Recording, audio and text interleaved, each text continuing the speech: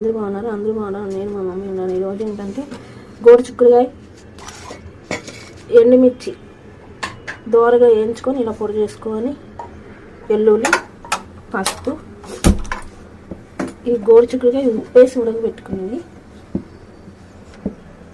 Stove ముట్టించి బాండీ పెట్టుకున్నాము. ఇప్పుడు ఇందులో ఆయిల్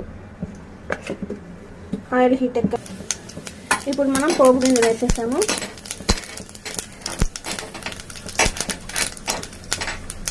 ఇప్పుడు మనం బాగా వెల్లుల్లి వేసేసుకున్నాము. కరివేపాకు వేసేసాము. ఇప్పుడు గోరు చిక్కుడుగా వేసాము.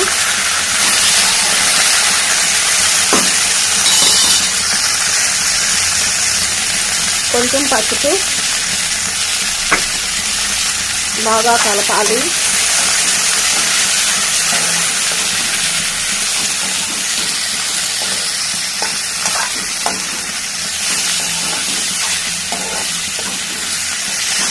ఇప్పుడు వేయించి పెట్టుకున్న మిర్చి పౌడర్ వేసాము.